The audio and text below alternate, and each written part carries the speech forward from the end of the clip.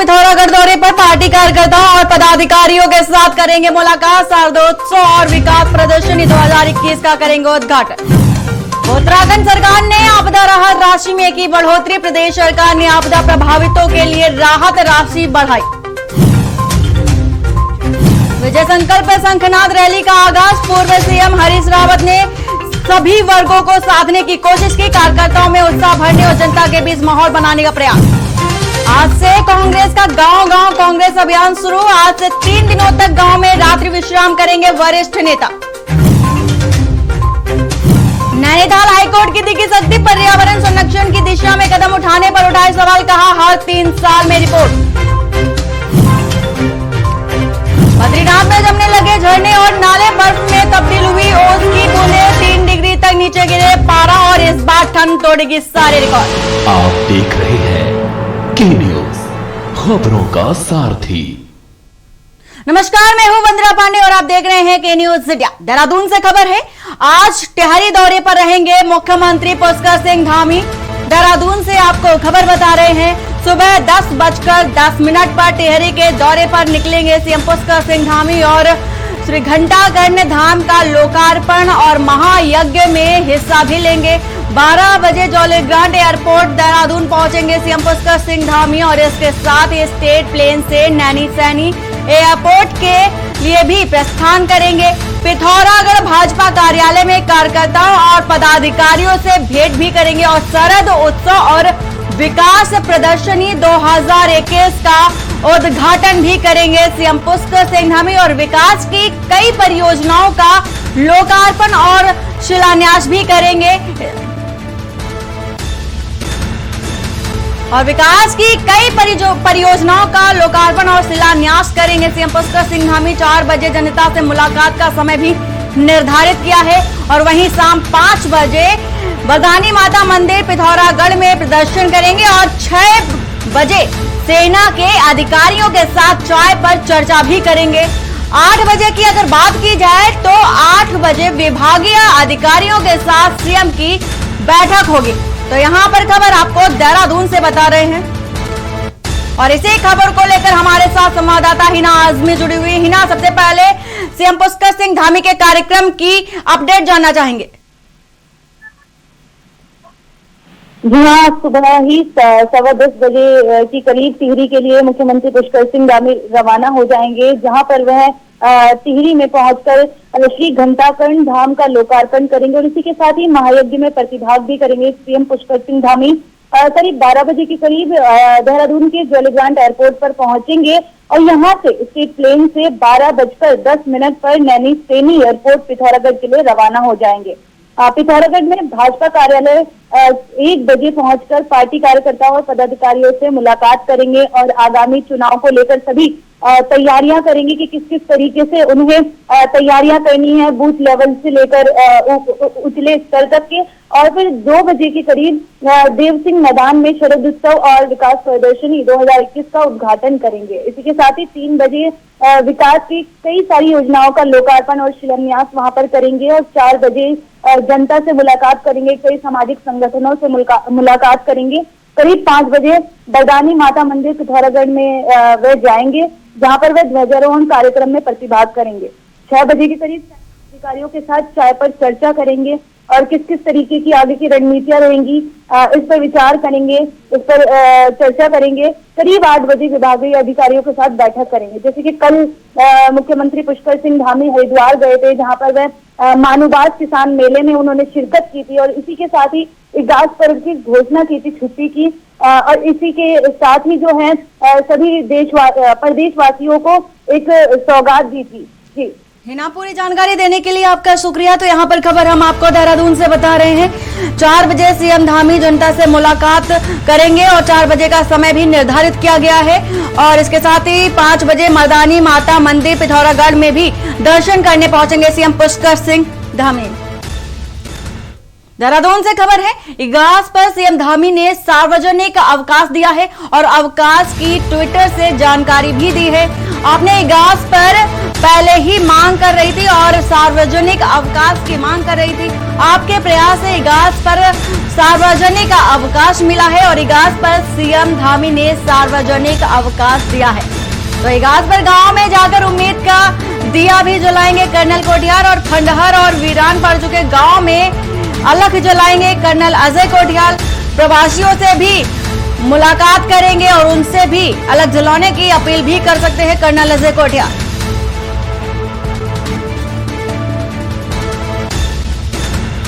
तो देहरादून से आपको खबर बता रहे हैं, प्रवासियों से अपील करेंगे कर्नल अजय कोठियाल और इगास पर सीएम धामी ने सार्वजनिक अवकाश दिया है और इस बात की जानकारी उन्होंने ट्विटर के माध्यम से दिया है।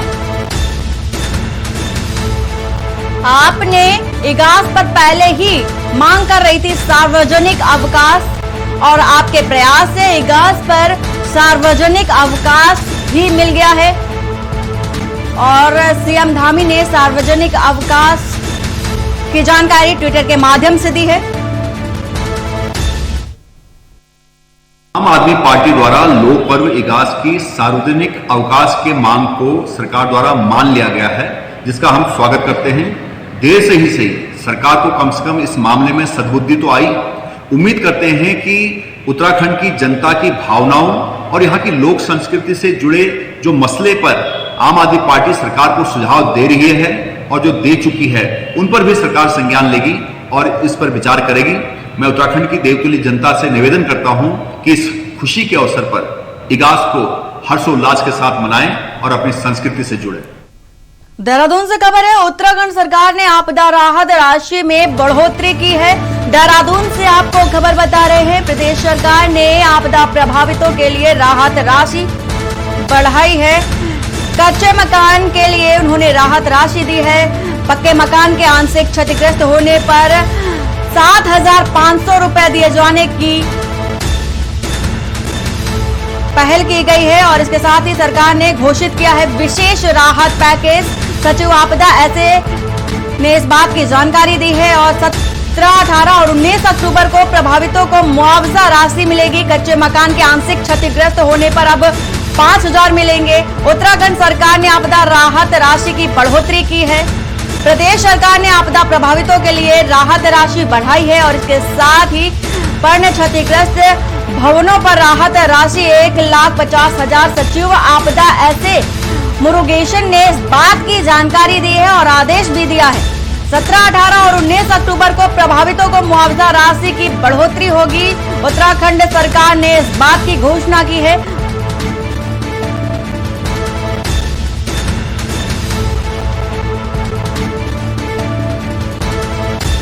तो देहरादून से आपको खबर बता रहे हैं, कच्चे मकान के आंशिक क्षतिग्रस्त होने पर मिलेंगे 5,000। और इसी खबर को लेकर हमारे साथ संवाददाता अंकित काला जुड़े हुए हैं। अंकित, सबसे पहले मैं जानना चाहूंगी, जो मुआवजा राशि सरकार की तरफ से दी गई है, तो क्या इससे जो प्रभावित है, पीड़ित है, उनको राहत मिलेगी? देखिए, काफी हद तक वही सरकार कोशिश कर रही है कि जो पीड़ित है उनके जो जख्म है उस पर मरहम लगाया जा सके और कहीं ना कहीं सरकार का एक ये जो कोशिश रही है जो प्रभावितों की जो राहत राशि उसको बढ़ाने का जो निर्णय किया गया है वो कहीं ना कहीं काफी हद तक लाभ देने की कोशिश करेगा, क्योंकि सरकार की ओर से अभी तक जो आपदा प्रभावित जो 25 परिवार अनुग्रह राशि 1800 थी उसको बढ़ा करके 5,000 करना। उसके बाद में अगर घरेलू सामान के क्षतिग्रस्त होता है तो 3800 से बढ़ा करके उससे 5,000 करना। कच्चे मकान के अगर आंशिक क्षतिग्रस्त होता है तो 3200 की जगह 5,000 रुपए मिलेंगे। तो कहीं ना कहीं वरना आप देखेंगे कि काफी हद तक राहत देने की कोशिश सरकार की ओर से की गई है।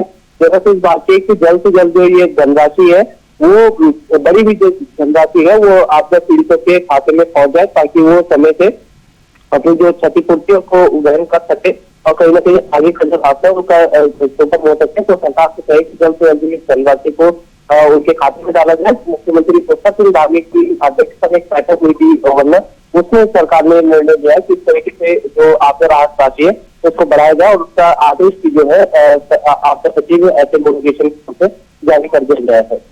अंकित, जिस तरह से ये राहत राशि, चाहे वो कच्चे मकान हो पक्के मकान हो, इसको लेकर तो दिया ही गया है। इसके साथ ही जो पूरी तरह से जीर्ण हो गए मकान, उनको भी राहत राशि उत्तराखंड सरकार की ओर से दी गई है। ये बेहद ही सराहनीय पहल है। पूरी जानकारी देने के लिए अंकित आपका शुक्रिया। तो यहाँ पर खबर हम देहरादून से बता रहे हैं, उत्तराखंड सरकार ने आपदा राहत राशि में बढ़ोतरी की है और इसके साथ ही प्रदेश सरकार ने आपदा प्रभावितों के लिए राहत राशि भी बढ़ा दी है। यहां रुकते एक छोटे से ब्रेक के लिए, जल्द हाजिर होते हैं। आप देख रहे हैं के न्यूज, खबरों का सारथी। सुपुत्र मेडिटेशन गुरु बेहद नेक और पिताश्री थोड़े रंगीले, थोड़े दिल फेंक। दोनों के अलग हैं रंग, पर दोनों का एक अनोखा स्वाद। कमला पसंद, अनोखा स्वाद। आप देख रहे हैं के न्यूज, खबरों का सारथी। ब्रेक के बाद आपका स्वागत है और खबर देहरादून से है। आज से कांग्रेस का गांव-गांव कांग्रेस अभियान और आज से 3 दिनों तक गांव में रात्रि विश्राम करेंगे वरिष्ठ नेता।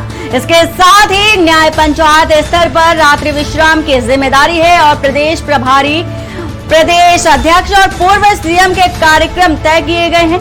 देवेंद्र यादव और गणेश गोदियाल गांव में रात्रि विश्राम करेंगे। हरीश रावत और किशोर उपाध्याय, प्रीतम सिंह भी रात्रि विश्राम करेंगे। तो देहरादून से आपको खबर बता रहे हैं, आज से कांग्रेस का गांव-गांव कांग्रेस अभियान है और आज से 3 दिनों तक गांव में रात्रि विश्राम करेंगे वरिष्ठ नेता।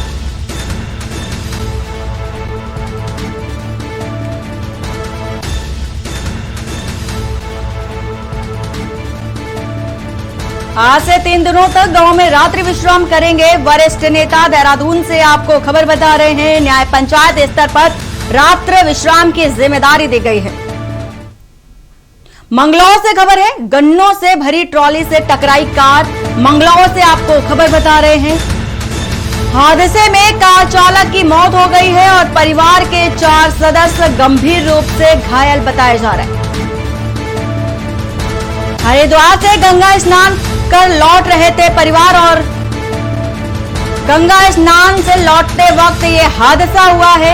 घायलों को उपचार के लिए हायर सेंटर रेफर किया गया है और मंगलौर के NH 58 की एक घटना बताई जा रही है। गन्नों से भरी ट्रॉली से कार टकराई है और हादसे में कार चालक की मौत हो गई है। मंगलौर से आपको खबर बता रहे हैं,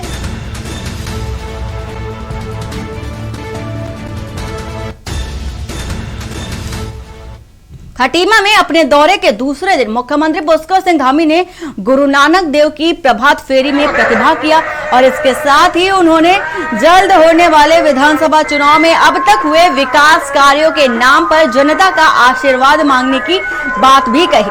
सूबे के मुख्यमंत्री पुष्कर सिंह धामी ने सुबह खालसा पंथ के प्रथम गुरु नानक देव की प्रभात फेरी में प्रतिभाग किया और खटीमा गुरुद्वारा पहुंचकर शीश भी नवाया। उन्होंने राज्य की सुख, समृद्धि, शांति और खुशहाली के साथ ही दैवीय आपदाओं से राज्य की मुक्ति के लिए अरदास की।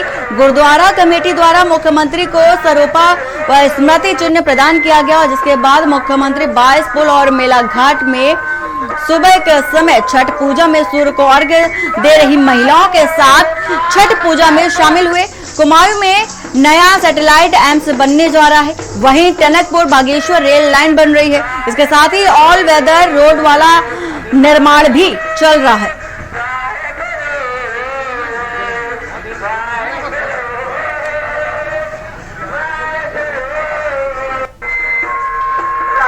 पूरा स्पष्ट वो है कि मोदी जी के नेतृत्व में आज पूरा देश आगे बढ़ रहा है और उत्तराखंड के साथ जिस प्रकार का उनका लगाव है, उत्तराखंड की जनता जानती है। जो काम पिछले 7 वर्षों में उनके कार्यकाल में हुए हैं वो भूतो न भविष्यति। और जिस प्रकार से आज हमारे यहाँ पर एम्स का सैटेलाइट सेंटर खुल रहा है, हमारे यहाँ पर टनकपुर बागेश्वर रेल लाइन बन रही है, जमरानी बात परियोजना को स्वीकृति मिल चुकी है, ऑल वेदर रोडों पर काम हो रहा है, भारतमाला श्रृंखला रोडों पर काम होता है। विशेष रूप से उन्होंने इस क्षेत्र को अपने पूरे उसमें लिया है और लगातार योजनाएं देने का काम किया है।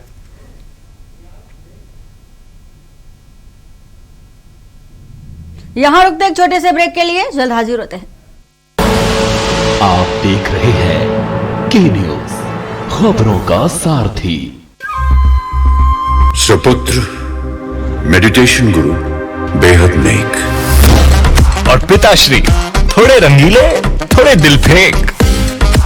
दोनों के अलग हैं रंग, पर दोनों का एक अनोखा स्वाद। कमला पसंद, अनोखा स्वाद।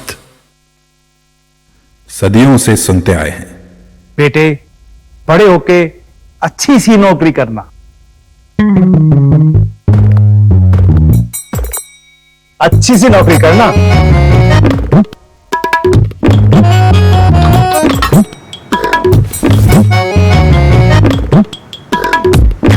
अच्छी सी नौकरी करना।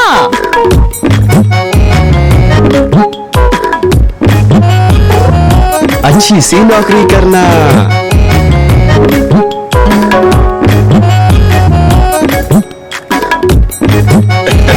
अच्छी सी नौकरी करना।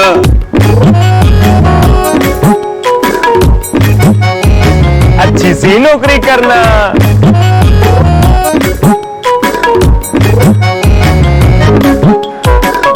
अच्छी सी नौकरी करना।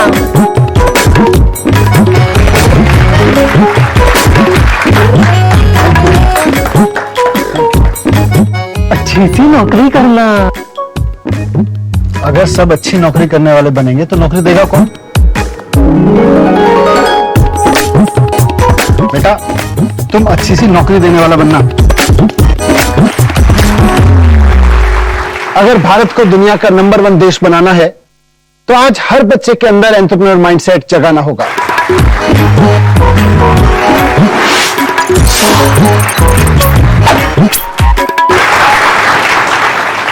बिजनेस ब्लास्टर्स हमारी एक पहल है जो बच्चों को सिखा रही है कि उन्हें नौकरी ढूंढने वाला नहीं, नौकरी देने वाला बनना है।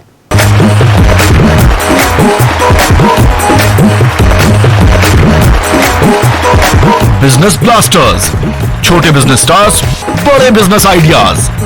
14 नवंबर से आपके टेलीविजन पर।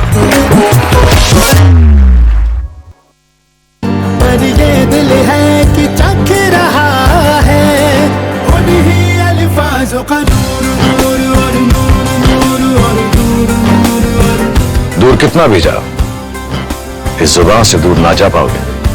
विमल बोलो जुबान केसरी। आप देख रहे हैं के न्यूज, खबरों का सारथी।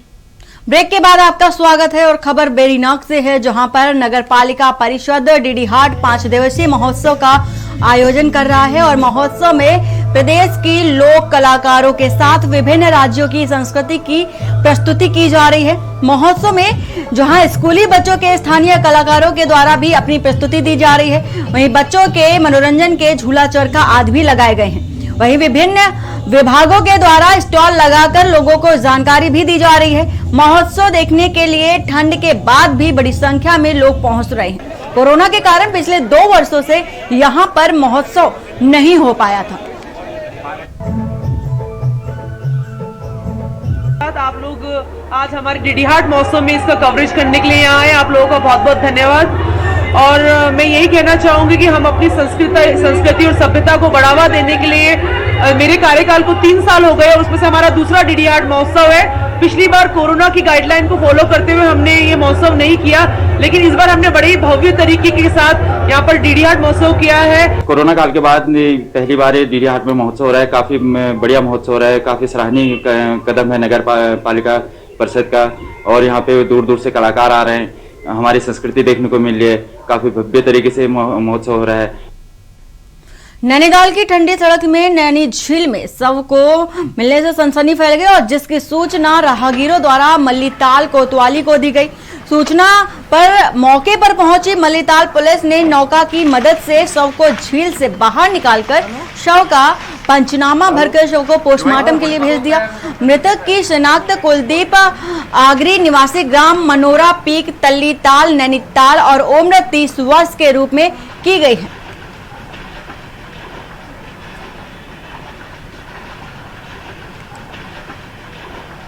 ये गोदी बागरी है, मेरा पीर पल्लीपाल का रहने वाला है, उनके 36 वर्ष लगभग, जो कि दिनांक 7/11/21 को अपने घर से शाम 4 बजे निकला था।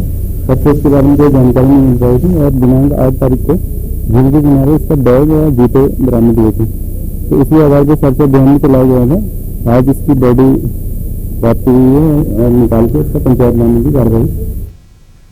ऋषिकेश में आज कांग्रेस नेताओं ने भाजपा पर सत्ता का दुरुपयोग कर कांग्रेस नेताओं पर झूठे मुकदमे करने का आरोप लगाया है। कांग्रेस नेता जयेंद्र रमोला का कहना है कि भाजपा के नेता सत्ता का दुरुपयोग कर अल्पसंख्यक आयोग द्वारा कांग्रेस नेता के ऊपर झूठा मुकदमा दर्ज किया जा रहा है और इससे पहले ऋषिकेश में कई कांग्रेस नेताओं पर झूठे मुकदमे दर्ज किए गए हैं। लेकिन भाजपा और भाजपा के नेता और विशेष रूप से क्षेत्रीय विधायक को भी दोषी मानता हूं, क्योंकि देखो मैं इस प्रकरण में नहीं बोलता, मुझे नहीं पता इस प्रकरण में उनका कितना बड़ा हाथ है, लेकिन इससे पूर्व के जो प्रकरण हुए, कोविड का प्रकरण हुआ, उससे पूर्व खंभों पर प्रचार सामग्री का प्रकरण हुआ, उन सब में केवल और केवल हम कांग्रेस के लोगों को टारगेट किया गया, जयेंद्र रमोला को टारगेट किया गया। तो ये अपने आप में विडंबना है कि जैसे जैसे विधानसभा का चुनाव नजदीक आ जा रहा है, इनकी राजनीतिक जमीन जो खिसक रही है उसके भय से ये इस तरह के कृत्य करा रहे हैं। और सबसे दुखद विषय यह है, आप अगर हम कुछ गलत करते हैं जरूर आप उसमें हमारे खिलाफ कार्रवाई कीजिए, जरूर उसमें हमारे खिलाफ बोलिए, लेकिन आप ऋषिकेश का माहौल खराब मत कीजिए। मैं नेता से कहता हूं, मैं विधायक जी से कहता हूं और तमाम सब लोगों से कहता हूं कि ऐसे लोगों को सह देना बंद करें जो लोग ऋषिकेश का माहौल खराब करने का काम कर रहे हैं। खबर देहरादून से है, जहां नशा मुक्ति केंद्रों में चल रही अनियमितताओं के मामले अक्सर सामने आते रहते हैं। इस पर प्रशासन ने सख्त रुख अपनाते हुए आज छापेमारी की और पुलिस प्रशासन, समाज कल्याण और जिला विधिक सेवा प्राधिकरण की टीम ने 2 ऐसे नशा मुक्त केंद्रों पर छापेमारी की जिनमें भर्ती लोगों के साथ दुर्व्यवहार, उत्पीड़न, हत्या और दुष्कर्म के मामले सामने आए। सिटी मजिस्ट्रेट कुसुम चौहान ने जानकारी देते हुए बताया कि पहले ही इन सेंटरों को सुधारीकरण के आदेश दिए गए हैं, लेकिन आदेश के बावजूद इनमें सुधार नहीं हुआ है। इन पे जो नशा मुक्ति केंद्र हैं, इनके दीर्घकालीन इन पे नियंत्रण के लिए इसमें जिला स्तर पे एक SOP बनाई जा रही है और कुछ गाइडलाइंस तय की जा रही हैं कि किस तरह से ये केंद्र चलेंगे और शीघ्र ही वो जो SOP है वो जारी कर दी जाएगी और तथा जो केंद्र संचालक हैं उनकी भी जिम्मेदारी तय की जाएगी कि वो किस तरह से इसमें केंद्रों का संचालन करेंगे और यदि केंद्रों का उस तरह से SOP के अकॉर्डिंग नहीं संचालन करते हैं तो उसमें कुछ व्यवस्थाएं। गढ़वाल सांसद तीरथ सिंह रावत की अध्यक्षता में विकास भवन पौड़ी में जिला विकास समन्वय और निगरानी समिति की बैठक आयोजित की गई और गढ़वाल सांसद तीरथ सिंह रावत ने बैठक में PMGSY व लोक निर्माण विभाग के अधिकारियों से उनके द्वारा किए जा रहे सड़क निर्माण और पूर्व में दिए गए निर्देशों पर कितना पालन किया गया है जानकारी बैठक के दौरान ली और उन्होंने कहा कि जनपद पौड़ी में जितनी भी सड़क के मामले हैं उनका जल्द से जल्द निस्तारण किया जाए। इसके साथ ही कुछ माह पूर्व हुई बारिश से जितनी भी सड़कें ध्वस्त हो गई थी उनकी वैकल्पिक व्यवस्था तो कर दी गई थी, लेकिन जल्द से जल्द इन सड़कों को पूरी तरह से सही किया जाए। उन्होंने कहा कि सड़क निर्माण व डामरीकरण में गुणवत्ता का विशेष ध्यान रखा जाना चाहिए। उन्होंने कहा कि किसी भी तरह का विभागीय लापरवाही बिल्कुल बर्दाश्त नहीं किया जाएगा। सड़क का जो मामले है, स्वाभाविक की जब बरसात होगी तो निश्चित है कि कुछ न कुछ नुकसान क्षति होगी। इस समय की 2-3 दिन की बहुत ज़बरदस्त बारिश रही है और उसके कारण कुछ जगह टूट फूट गई, लेकिन मैंने कहा कि तत्काल उसकी भरपाई हो, गड्ढे मुक्त हों और सड़कें खुल जाएं, ये मैंने निर्देशित किया है और बाकी जो काम है अन्य विभागों को भी उनको निर्देशित किया है। बुलेटिन में फिलहाल इतना ही। बाकी की खबरों के लिए बने रहिए आपके